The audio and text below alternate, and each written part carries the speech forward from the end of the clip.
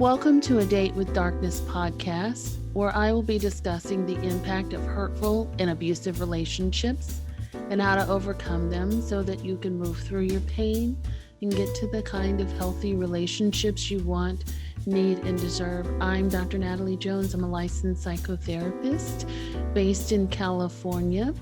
While I hope that you find this podcast educational and informational, please note it should not be substituted for treatment with a licensed mental health professional.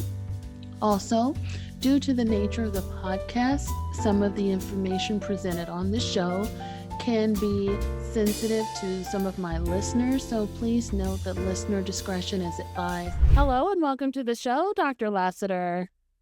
Hello, thank you for having me, Dr. Jones. Nice to be back. Right, a friend of the show. It's been some years, but I have to say your original episode is one of our most popular and very much needed discussions in the community about narcissism. So for people who are new to the show or haven't seen you before, can you tell us who you are, what you do, and the passion behind your work? Yes, so hello, everyone. I am Dr. Jonathan Mathias Lassiter. I am a licensed clinical psychologist, currently practicing in New York, but I also do coaching for people around the country. And I guess you could say I specialize in working with high-achieving Black POC professionals, artists, and activists, folks like yourself, Dr. Jones, who are out here navigating the workplace, navigating family members that may not understand them or feel like we've changed, I love it. and also working with people who are navigating just their own emotions. So, I write, I have my book back here, Black LGBT Health in the United States, and I also have my upcoming memoir. Title is still being worked out, but it's basically about how a whiteness mindset influences us and has really harmed and limited the field of mental health. So look out for that. That'll be coming out in November of next year. I love that. And that's such a much needed discussion. And I noticed that over the years and coming up, just as a professional with a private practice, I think I even made a TikTok about this, how as a Black professional, Black woman professional, a lot of times you're questioned more by your own community. So African-American community for me, my credentials and things like that are questioned because they don't necessarily trust that I, as a Black woman, have what it takes to counsel them. Whereas if you're white or some of European descent, you're automatically seen as more credible and smart and can treat me and things like that. So 100%. much needed conversation. So I can't wait to get my hands on a copy as always. Of course, you're getting a signed copy, Dr. Jones. Ooh, I cannot wait. I love that. I love that. I love when I get signed copies. So this is amazing. So congratulations on all of the wonderful things that you're doing and always for the Black community. But we talked about you coming here today to talk about what you've been seeing in terms of the loneliness epidemic in gay men. Yes. Or narcissistic gay men. Yes, and there is overlap, right? Yes. And so what I want to say is that loneliness is definitely an epidemic among gay men, among Black men, among Black gay men, right? And I work with all of those three groups, Sure. right? And loneliness is definitely an epidemic. We've seen research from national organizations talking about the loneliness epidemics in the last couple of years. We also have a lot of anecdotal evidence. As I said, I'm working with men, I'm working with Black men, I'm working with gay men in my private practice. And loneliness is something that they are talking about. They're talking about feeling isolated. They're talking about not having anyone to be vulnerable with. Yeah. And it is affecting not just their mental health, so they're depressed, they're anxious, Yep. it's also affecting their physical health. Mhm. So because they are isolating, maybe they're not getting the checkups that they need, maybe they're ignoring signs in their bodies, right? And it's turning into serious illnesses where it could have been something that was prevented because they don't have those sort of checks and balances around them. They're not in community to help them really navigate through those things. So loneliness has a large holistic impact, if you will, on mind, body, spirit. And again, this is something that men are really experiencing, partly because of the ways in which men have been socialized, and including myself, right? Is that we don't show weakness, we don't show vulnerability, and that we have to be at the top Yeah. of the ladder at all times, right? Sure.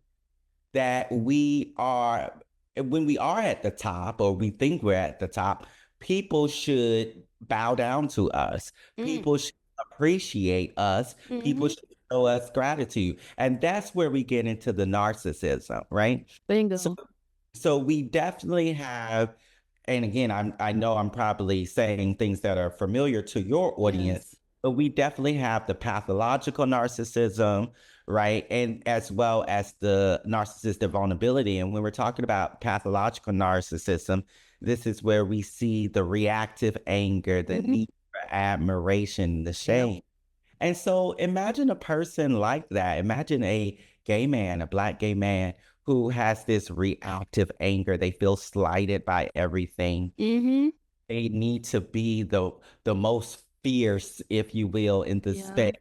They always need to get their tens across the board. And if they Sure. don't, then they get really upset. Mhm. And imagine that happening over and over again. People aren't going to want to be around them. And so that contributes to loneliness. So there's this, again, as mental health professionals know, we know that narcissism is really about this deep wound, which is something that men definitely experiences and Black gay men experience from a very early age. This Mhm. internal wound that tells them something's wrong with them. They're demons, they're sissies, all of these things. They're not real boys, they're not Yeah. real men. And so then they develop this need to be grand.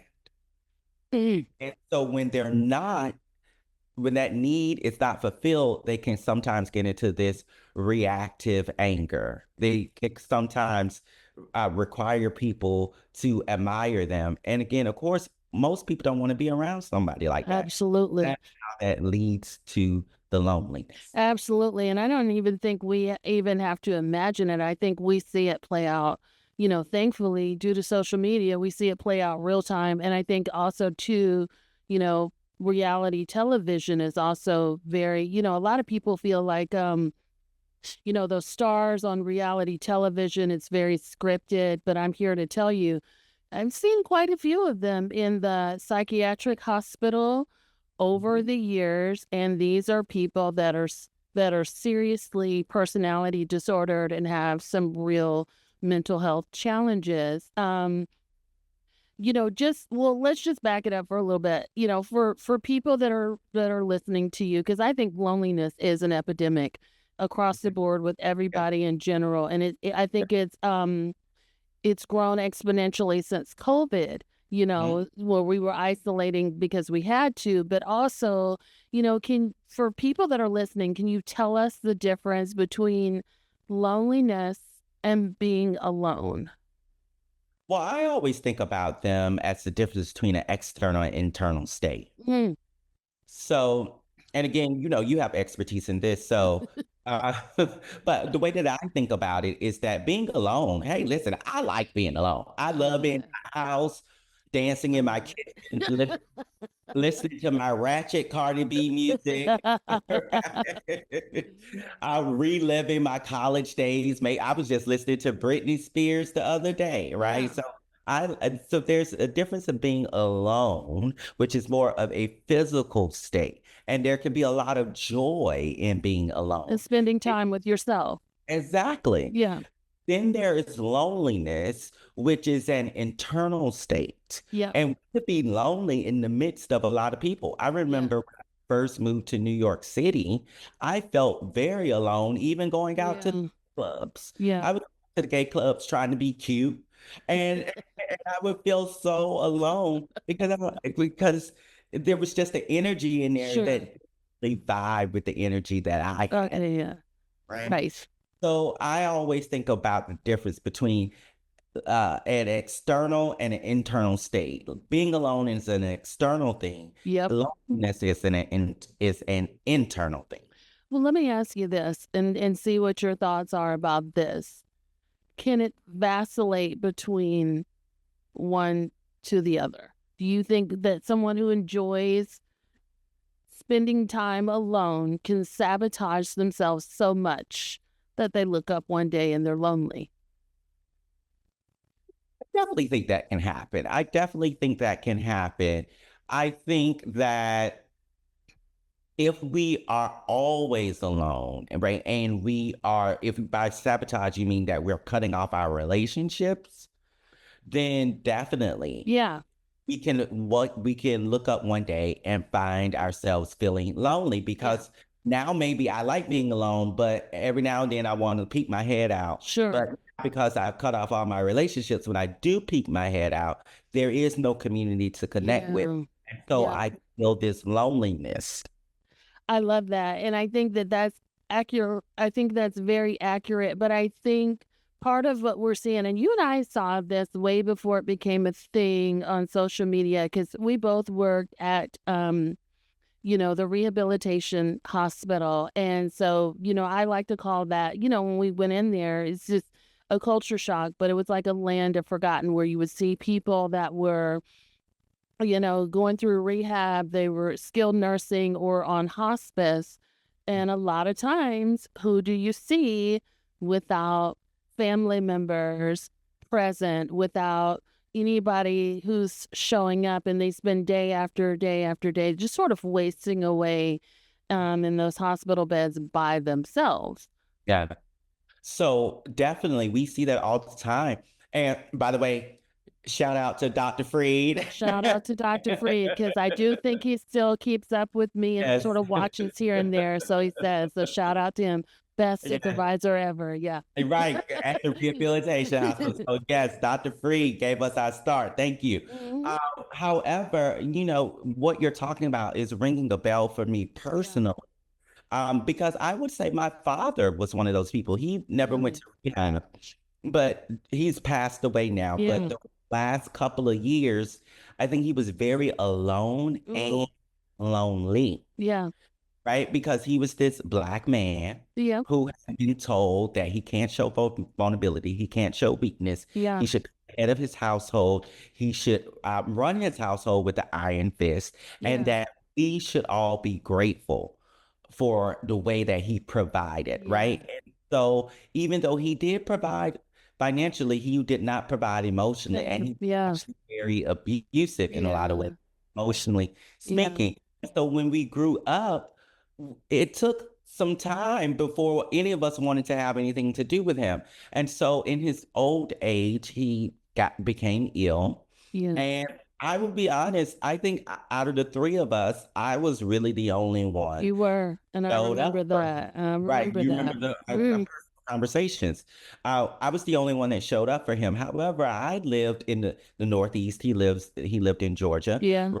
And so I couldn't be there all the time. So oftentimes he was alone Yep. and lonely because when he was not alone before he got ill, he he acted in ways very consistent with narcissism, and he pushed people away. Yeah. So when he needed folks, people didn't want to be around. Yeah. And I think honestly, it resonates with me, but I think honestly that resonates with a lot of what do we call these people that are coming out in this time frame, Gen X, Mm. whatever. But you're seeing a lot more people that are saying, you know what? My parents sort of raised me in that way, very similar to what you're talking about. They were alcoholics. They were very self-serving. They were, abusive. And so you're seeing, just in general, at least for me, I'm seeing a lot more people that are saying, you know what? I don't want to have anything to do with my parents now that I'm an adult, and I don't want to sacrifice, and I don't think the children should, by the way, sacrifice my life or my livelihood for them in their golden years when they're unable to take care of themselves. And so I think what we're seeing, I think there's certain personality types that we're seeing that are more often lonely than Yes. others, right? And those are people that, like you said, that are very grandiose, very self-serving. I don't need you, or they don't want to show up for people and pour in, they don't want to be reciprocal. They don't want to have any reciprocity into the relationship while they may financially provide, or they may show up in limited ways. They're kind of lacking, but they want you to do all of these things for them on their dime, and it just doesn't work like that. And I think by the time they become of age, people are just resentful and tired of it. Yeah. And I can't blame people for being resentful and tired of it. For me personally, though, I found that I could not heal until I forgave him, Sure, right? sure. And so healing looks a lot of different ways for a lot of people. So my Mhm. path isn't going to be the path for everyone else. Yeah, However, for me, I could not heal until I forgave him. And I found that because I did forgive, because I did show up, that when he did pass, I oh, am liberated, right? right. I don't have regrets. I don't Sure. have, I'm not carrying around hurt or trauma or anything like that. Even though Yeah. early as a child, because of those narcissistic tendencies, I wouldn't necessarily think he had full blown narcissistic personality Sure. disorder. He definitely had those narcissistic tendencies. Sure. Um, I definitely think there was a lot of hurt, but through forgiving, I found my own healing. And so, for your audience, what I would say is that healing is not always about the other person. It's about us. And sometimes that healing pathway looks like forgiveness. And again, Absolutely. we're not forgiving the messed up stuff. We're forgiving the shortcomings because at the end of the day, we're all humans. And so, Right. yeah, the person did some messed up stuff, and they're a human being with limited knowledge, Sure. understanding in their own. Sure. Sure. And I feel like, and I'm going to put this out there, and forgiveness is not for everybody. You don't have to, but I also feel like, at least from what I've seen in my practice, and I've worked with men and women in my practice, still do. I feel like for men, especially Black men, it's easier to get there, because I also feel like there's a different and oftentimes more brutal treatment of women and girls than it is for the sons. Not always, but I feel like from a male, when we're talking about forgiveness or father wounds, I feel like those things are, and then women sort of carry those. We all carry them, but I feel like for women especially, it shows up so much in our interpersonal relationships, just how we navigate the world and things like that. So I feel like, when it comes to that concept around fathers and things like that, typically men, it's much easier for men because of, and I don't like comparing abuse, saying that somebody got it worse than the other, but I do feel like from what women describe, there's multiple layers and multiple aspects. And I'm not saying for men that it's not, but it just shows up in a way that's much more severe, if that makes sense. That totally makes sense, and I would never deny a Yeah. women's experience, right? So I'm not even going to speak to that. What I would no, because Yeah. I'm not a woman, and I can't sit Yeah. here and say yay, nay, or anything. Yeah. What I will say is that one of the reasons that it may be easier for men to get there to that place of forgiveness, as you were talking about, is, and I'll speak again for me, Sure. because I am a Black man. it was easy for me to go to that place of perspective taking, right? It wasn't an abstract thing for me. When I was even in grad school in my late 20s and my early 30s, once I graduated, and I was navigating all of the racism, all of the messages that Black men get, plus the messages from society around heterosexism, Sure. as a Black same gender loving man myself, I was like, oh, this is why my daddy was mad all the time. Mm. Because this is maddening. What did you see? What did I see out in the world? Yeah. What did you see Yeah, that sort of angered you and sort of helped you to see more of where he was coming from? yeah, just being a smart, brilliant Black man in professional settings and having to kowtow to mediocre people. Absolutely. having Yeah. to having to pretend as if I am not worthy or deserving of the what am I trying to say?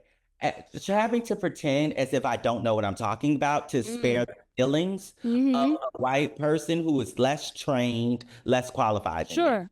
Sure. But we could Right. arguably say, Mhm. if, we could arguably say we all kind of go through that, Mhm. to a certain degree. Right. And So, that's why I'm not negating anyone's right. experience. What I'm saying is that as a Black man, because here's the other thing, give a little bit more context. My mother did not work outside of the home. She worked in the home. She was a Sure. foster parent. She did Sure. daycare, but she sort of controlled her work environment. My father did not control his work environment. He worked outside of the home. Eventually, he started his own business and he did. Sure. But in those early years, he was a a pest Sure. exterminator. So he worked for white owned companies. Yeah. So I always heard my father talk about the racism he experienced as a Black man in those spaces. Yeah. And so when I was a Black man in those predominantly white spaces, I could say, oh, this is what he was talking about. Yeah. I was like, maybe, I don't know. Of course, there's lots of different factors, but I was like, but maybe this is why he came home mad sometimes. Yeah. Does it excuse how he treated me?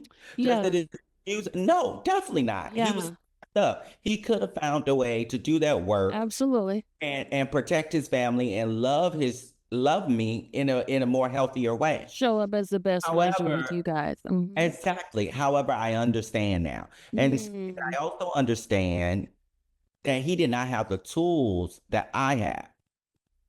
And so that also Mm. helped me get to the place of forgiveness. Okay. Good. Mhm. When you say you felt like you didn't have the tools that you have, Mhm. what do you mean by Yeah, let's talk about that. Yeah, because that? it's true, It is true. right? Yeah. My father was born in 1950. Mm-hmm. We were not talking about mental health in the 1950s the way we Yeah. talk about mental health in 2024 or beyond. True. My father was born in the South. There were not, there still aren't enough Black mental health providers, but there were even Mm. less then. Yeah. He did not have a language for emotion. No men did. No one really did, Yeah. right? He did not have the language of emotion. So I have the language of emotion. I'm a full licensed clinical psychologist, right? So I have expertise in Right. emotion. And I had the vision, an example of a vision of a world that did not prioritize getting married and having children, Mm. which allowed me to spend my 20s and my 30s thinking about myself, bettering myself. In his world, what it meant to be an adult, what it meant to be a Black man, was to get married, have children, be a provider. I had different examples of what a life could be like. Mhm. It was not limited to that example of a life. So, because I had those examples, as I said, I was able to take my time, be more introspective, do the work on myself. Right. Right. Right. Do you feel like even though he may not have had the tools, and my father was born and my parents were also born in 1940s or whatever, so I can relate with the total age of your parents and also from being from the South. But I'm wondering for you, while he may not have had those tools and things at that time, when we got up to 90s, 2000s, and even now, we've grown exponentially. Mhm. Do you feel like at a certain point where they're like, oh my gosh, there's all this stuff now, there's words to describe things now, let me take advantage of that now? Right, of course, right? So well, one, my father has passed on, so his Right. Yeah, I any of that remember has that. stopped. Yeah. But I mean, However, I guess I'm saying in like general, even towards the later like period of his life where like those things were starting to become available, did you see more of a motivation? oh, I totally did. Yeah. And research shows that narcissistic symptoms decrease with age. Loneliness increases, symptoms decrease with I age. don't know that I agree with that. Antisocial decreases with age, but I don't know that narcissism. In fact, I think narcissism probably gets worse as what we've seen, even with our own experience in rehabilitation. We dealt with some pretty We did. Oscar the Grouch types. We totally, we definitely dealt with them after the grouch types. And again, I'm going to defer to you, Dr. Jones, Yeah. because ism is your area. Yeah. What that statement is based off a meta-analysis that I Right. read. Sure, sure, sure, sure. Right. And but you are the expert. So let's do Right. the first, Dr. Jones. Hashtag trust Black women, No, right? I And, love it. I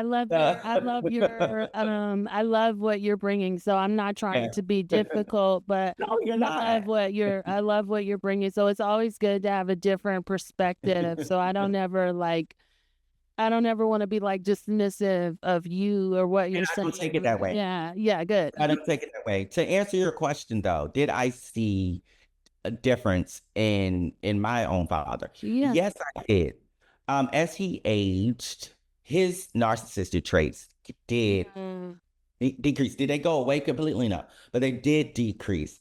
To the point that, again, a lot of healing was able to take place in our relationship. sure. He said he would tell me how proud of me he was. He would Good. tell me, "Oh my gosh, he explained his behavior. I treated you this way because I was afraid you were going to be weak and people would take advantage of you. Sure. You want to make it in the world, but oh my gosh, you proved to me that you can do it, that you're strong, that you know who you are, that you love who you are, and that you can survive in this world, not just survive and thrive. Right. And that was really all he was trying to do. And the messed up methods he might have used, but the intention was pure, Okay. right? Okay. So his ability to express, his ability to use language, his ability to admit his own fault definitely increased Sure. at age. Okay, that's good. And I'm glad that you guys were able to navigate to a peaceful place. And since we're on the topic of the tools and things, since we now have a lot more of that in today's day and age, why do you think, despite all that, the epidemic is growing? Yes, I think the epidemic is growing because, again, we have these, but I really don't know how much these tools are seen as being relevant to Black men, to Black gay men. Meaning, Meaning that oftentimes people believe those who look like them, who they feel gets them. And I think this goes back to the system. We don't have enough. How do I say this? Not just mental health providers, because mental health providers are just one category. We don't have enough Black male mental health providers. That's a problem. yeah, So the messages around healing and these things and tools and vulnerability and language are often coming from Black women. So in a lot of ways, those tools are feminized in their minds, Mm. and men are socialized to be masculine, not feminine. That's a societal thing. Mm. So I think that's a factor. And the men who are speaking to Black men are often not the ones with the tools who have done the work, who That understand. I would agree with. I would Yeah, agree with that, and I also wonder about, like, whether or not they're actually seeking out those types because personality-wise, maybe they resonate, and one that comes to mind who's no longer here maybe is right. someone like Kevin Samuels. Now, he was very polarizing to the Black community, but he was also seen as almost like godlike Mhm, amongst a lot of Black men, right? mhm. And I also feel that way with some of these other coaches, right? Because Oh, I also feel like from a national standpoint, whenever we see people on television or who have a bigger following, and you and I've talked about this offline, is oftentimes coaches as opposed to licensed mental health right. professionals, which I think is problematic in and of itself. There's some great coaches, but I think when you're talking about mental health, you really need to stick to the licensed folks that like study this and do this. Um, and so I wonder about like just, hey, my personality, like his personality and my personality are the same. So he's not really necessarily saying something that's the most helpful to get me out of the stuckness, but actually it sort of just perpetuates the style of thinking like people have to rise to my level. Cause a lot of times that's what I see coaches, those types of coaches saying like, oh, they got to rise to me. They got to bring something to the table. They got to do this. They got to do that. Mhm. So I'm wondering like about that. Oh, definitely. Again, I think it goes back to people want to see themselves. Mm, People want to see themselves, and they have a hard time in general. Of course, I'm talking in general, not every single person. In general, people want to see themselves, and in general, people have a hard time connecting with people who they do not perceive as like them. mm, And the work that needs to be done, being emotionally intelligent, having emotional language, being vulnerable, sure, right, sure. is is going to be done by a mental health professional Yeah, who may not sound like them because they're going to be using that language yeah. of vulnerability. Yep, yep. And that's scary for a lot of Mm, people. So I mm, think that's why a lot of people are rejecting the tools because they're going after the things that one are familiar and two are the things that they recognize. Well, that's part of being familiar, but yeah, two are the things that make them feel empowered. yeah, And a lot of healing is not about only feeling empowered. Empowerment is part of it, but healing also require us to be okay with feeling shitty sometimes. there is that. There is that. I also wonder too, again, talking about your dad being from the 50s and my parents being from the 40s, one of the things I saw a lot with the older generation that I don't know that I see as much with this generation is a lot of them have like brotherhood associations. So you had like the Masons, the Lodge, and things like that. And I don't, outside of having a fraternity, I don't know that I really see that for that mentorship or that brotherhood amongst men anymore. And I'm just curious about your thoughts, even just with that kind of stuff. Yeah, I do not outside of fraternities, and I do think Masons are still a thing. They I, are. I don't see that for Black men, Black heterosexual men Yeah. in particular. And actually, I was working with one of my clients recently, one of my male clients, and he was saying how he doesn't really talk about his emotions with his friends, that when they get together, it's around an activity like sports Yeah. or something like that. Yeah. And he's one of the reasons is because he doesn't want to feel like a burden. And so we've been talking about, well, what does being a burden mean? Is Yeah. talking your emotions a burden? Right. And so I think it again, talking about our emotions with the people, our friends, can be a way to deepen our connections. It's not Hmm. if you're looking at it as a burden, then that means that somewhere you received the message that vulnerability is a burden, Yeah, right? and I would say that with a caveat though, because I think there are some friendships and where people are sort of constantly bringing problems, like they're emotionally dumping, right? That's all they do. Because you do Yeah. have friends that like emotionally dump. But going back to what I was saying at the beginning, I do feel like it's about reciprocity and building that, but also the goal, being intentional about deepening the connection and just sort of being intentional about that and saying that you want to be intentional about that. And so I think it has to go both ways and it has to be a mutual thing. Reciprocity is the key word. And Yes. and of course, in these relationships where we're being vulnerable, it's about reciprocity. It's not Yes. about dumping because Right. dumping gets back into that narcissistic space. Bingo. So definitely reciprocity. What I will say though is that I do know of groups for Black gay men Good. that are about brotherhood. Can And you share those? those are groups like Black Men's Exchange. There's a group like the Gatekeepers. Okay. There are groups like called Adodi, ADODI, that are about harnessing spirituality in some cases, harnessing Mm. Black culture, harnessing Black same gender loving male culture in Mm. order to help people understand themselves better, be emotionally vulnerable, and increase their mental wellness. So I love those that. exist both at the local and national level. A lot I of love these that. organizations have local chapters, and I've been part of some of them myself.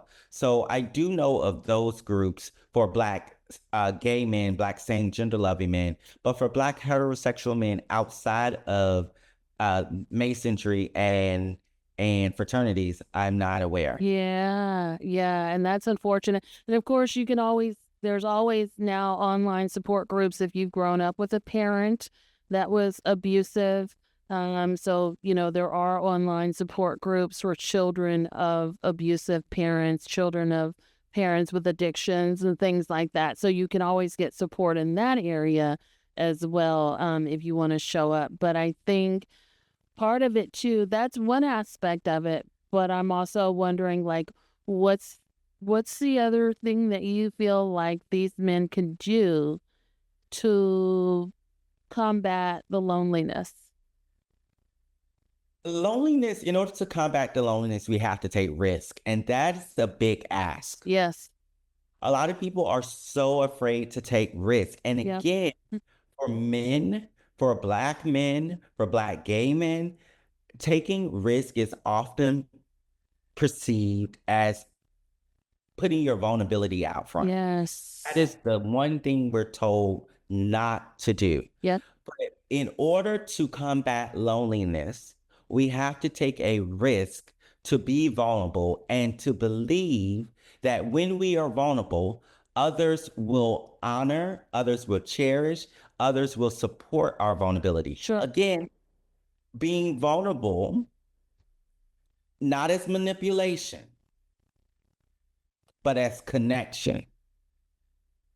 Okay. I'm going to say that again. We, as Black men, as Black gay men, Black same gender loving men, we must be vulnerable, not as manipulation, not to get our needs met selfishly, but in order to deeper connect. And that connection means understanding, loving, being there, supporting the other person, and accepting that back. Right. Right. And so and I'm quite sure you'll probably have a lot of men watching you talk about this. You always do. So for those men who are watching you and they're hearing you and they kind of get a sense of what that means, but they're not necessarily sure, Mhm. like, how does that look in real time for me to be vulnerable? Like, what would that actually take for me to do that? How would they do that? What would be the first step? Right. So the first step is admitting that you don't understand someone else's emotion. And maybe why you don't understand too, I think, And right? I think they probably don't even know why they don't Well, understand. some people, again, if they're manipulative, it could be, I don't want to. versus like, oh, I'm not sure, like someone may like have some severe trauma and they don't really recognize what emotions look like, or they can't really name, right? So I Right. think sometimes people may have a little bit more insight, especially a manipulative person is going to say, I don't recognize, I don't want to. Right. I'm actually use an example from my personal life. My Sure. husband last night were having a conversation and, post the lecture results. And I'm like, we have already been thinking about moving to Lisbon and before this. And so we're seriously thinking about it now. And so he was like, we need to think about our mothers. We need to think about this. We need to think about that. And I was like, no, we got to go. Like, we need to set up everything now to go. And he was like, why are you shutting down everything I'm saying? And I'm getting upset. I'm getting angry. I'm like, no, we got to go. And so finally I was able to take a deep breath and I said, oh, I'm defended right now. I'm not hearing his emotions. I don't care about his emotions. I had to admit to myself, in this moment, he's talking about this. I don't care. I'm like, we need to go. And so I had to say to myself, why don't I care? Because I'm feeling danger right now. I'm feeling unsafe. I I'm feeling, also wonder about another side of it, if I may interject. sure, go right And ahead. this may be relevant to Mhm. our conversation. You know, knowing you, and not to put your business out on Front Street, Mhm. I think you've always put your family first. And so I think when you're saying that, you're saying, I want to do something. I wonder if you're Mhm. saying, I want to do something for me because I don't feel this. I've always taken care of my family. I want to do this for me. And so when you say we need to think about our mothers and stuff, I thought about her long life. Right. Well, it's definitely a part of that. And for me, Yeah. it was more of the put your own mask on first situation. That's my whole point. Right. Yeah, like, I So, need to put my mask, I need to take care of myself, I need to breathe now. She's right. fine. Right. And luckily, thank God, my mother is healthy. She's Yeah. remarried. She's fine. But yeah, my point is saying I don't understand your emotions, right? And so I had to tell my partner, I don't understand why you keep my husband, why you keep talk about our mothers. And I had to again name my own emotions. I had to take a risk to Yeah. be vulnerable Yeah. in order to better connect. I was like, the connection's off. So I'm angry. I'm upset. I'm like, why you keep bringing this up? I ain't trying to hear this, but I need to take a risk to be vulnerable. Okay, I'm scared. Yeah. I'm feeling exposed. I feel like there's imminent danger. I'm feeling like maybe we won't have a marriage in 6 months if we don't take action now. How much of that do you attribute to your Blackness? Like, your Blackness being threatened? I attribute it all to it, right? And so again, Mhm. I say I'm Black first, Mhm. Black, same gender loving, 1.5, if that makes sense. Yeah. So Black is always gonna take Black first. here, Black same gender loving is right here. So all of it, right? I'm Yeah. like, we may not have a marriage. We know that these races are emboldened, right? So there's risk to me as a Black man. There's risk to me as a Black same gender loving man. But I had to take a risk to be vulnerable Yeah. and to say, oh, what's happening is that I feel very unsafe right now. Yeah. And I Mhm. think without that risk, we don't move past the narcissism. Because again, I was only thinking about me in that moment. Yeah. We Yeah. don't move past the narcissism and we set ourselves up to be lonely. Yeah. Because imagine if I would have continued down that road, that's just putting more and more of a wedge between me and my husband. Mhm. Mhm. Mhm. So were you able to name that feeling to him in the moment in terms of But this is why I'm saying I'm a licensed clinical psychologist. I've had my own therapy. I've had my own therapy, right? I was actually able to do it pretty quickly. I was like, oh, Oh, what's going on here? Oh, that's what's going on. I'm scared, right? what was his Yeah. response to that? Because I also think that's equally important. Right. Immediately. Immediately. Thank you for sharing that, but I don't know it if you don't tell me that.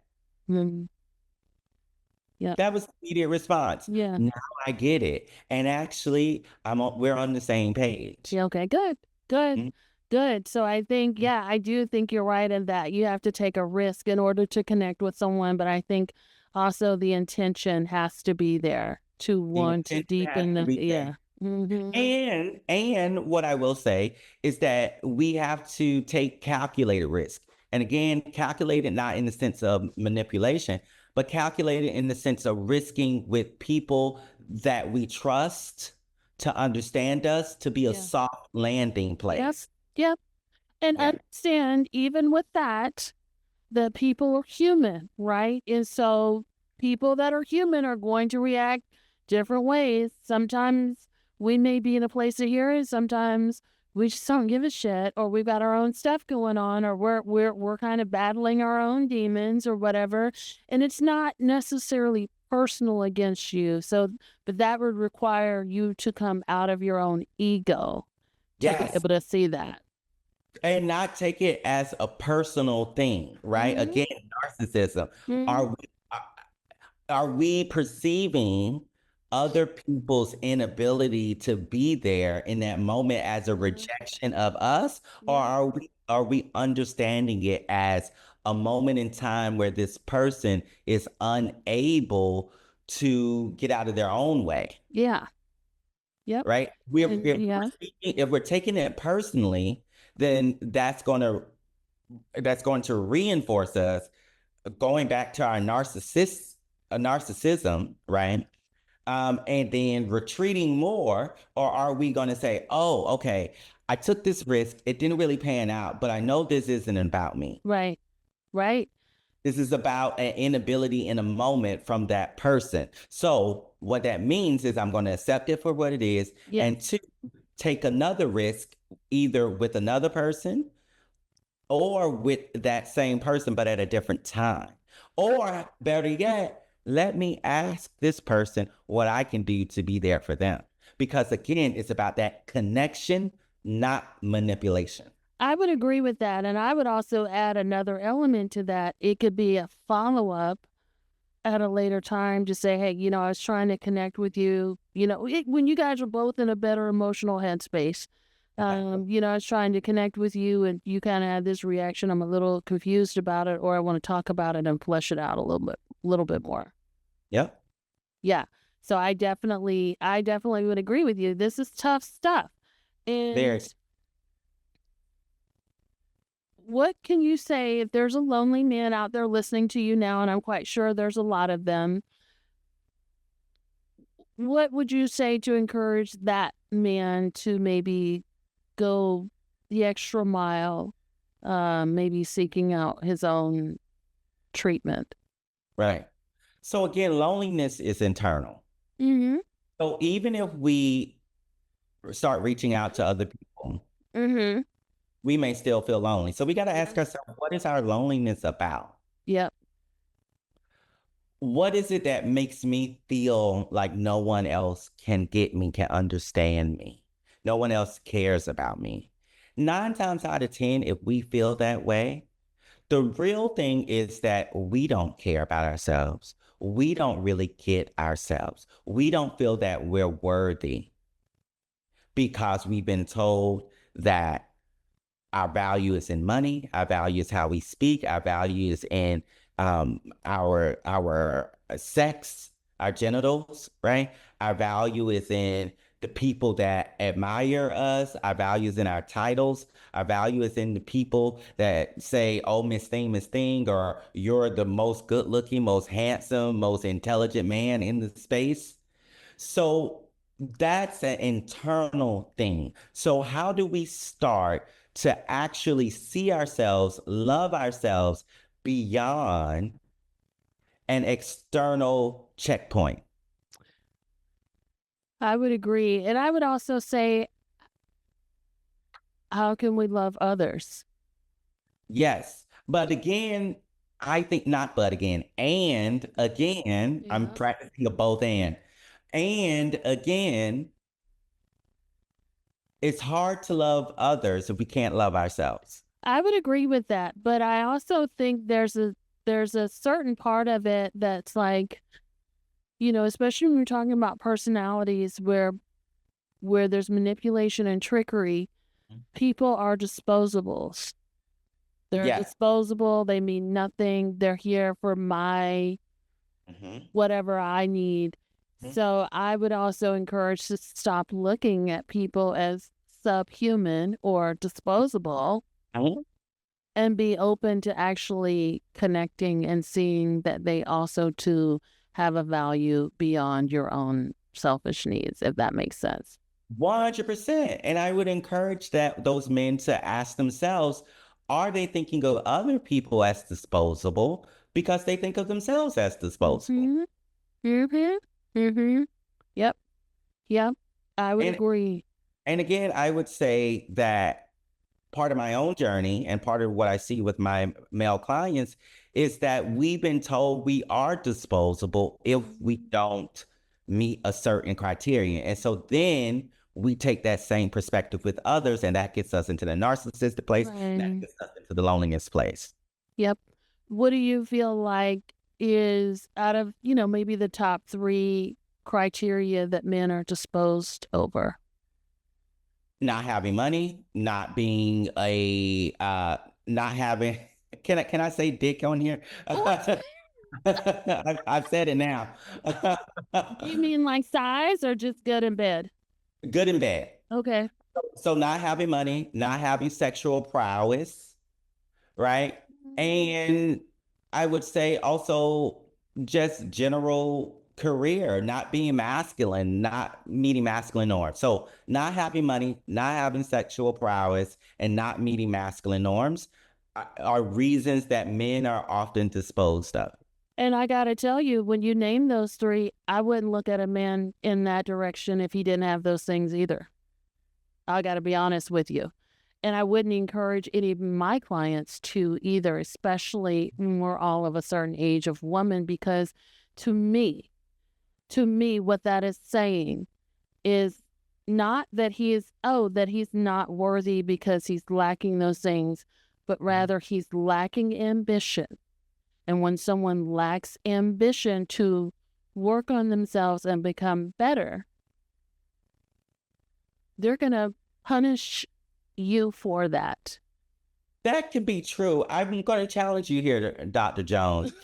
Would say that, of course, people are allowed to make the decisions that they want to make about their partners. What I will say, though, if that is the message that we continue to give men, men will continue to rely on narcissism as a way to make themselves feel better about themselves, and loneliness will continue. So we have to find men and women and people in between have to find another way of relating to men and finding value in men. Finding, you can connect with people in that way, but in terms of, and I'm talking about heterosexual here because that's my forte, but even also with men that are gay or same loving, you know, when we're talking about romantic partnerships, and I'm not saying that sex is everything, but I also think that a red flag, and I know we're wrapping up here, and it's terrible that we're wrapping up because now I feel like Part two, we'll do part two on we'll this. have to do part 2. But I think that like when someone is showing you like if they're working on it and they're just not up to par, but they're basically showing you that hey, I don't have these things. I'm not performing in these areas because when you talk about women, especially women my age are looking for security because you know what we bring to the table. We are the table. Mhm. But so that's what I'm talking about when I counsel my clients and younger people too. But typically women are more mature and have their things together and already have that ambition and are doing those things. And so when you have a person that lacks ambition, it's not, and in my experience, and you and I've known each other a long time, it Yeah. actually becomes dangerous for women to align themselves or to connect with men like that, because they will turn on you, they will harm you because you're doing the things that they were attracted to you for, because you're doing everything that they're not, will be the very same thing that they turn on you for. And again, this has to be part two because I do have Yeah. to. Yeah. What I will say though is this: not having the job, not having the sexual prowess, and not meeting masculine norms, Hmm. it's not necessarily due to a lack of ambition. Those things could just look different, Right. right? Right. So, Right. so, but please, let's do have part two. Let's do have part I two. want to unpack this with you. Yes, and I'm glad that you are the person that I can unpack this with. So we are definitely coming back to a part two. So since we're wrapping up and we all have to go and continue on with our Friday, tell us, if you're working on things, how people can find you, if there's anything that we can support you with as we close it out. Yes, so please find me at Lassiter Health. I'm on Instagram. I'm on TikTok at Lassiter Health. And I'm accepting new clients. I'm accepting psychotherapy clients and coaching clients. I work with high achieving Black, POC, and LGBTQ plus individuals and couples. So reach out. I'm here for you. I'm also working on my first trade press book that will be out next November. So keep an eye out for that. As always, and I love having you here and love talking to you, and I'm always happy to support you, Dr. Lassiter. Thank you so much for coming. Thank you so much, Dr. Jones. It's always a pleasure. Absolutely. Okay, let's see here.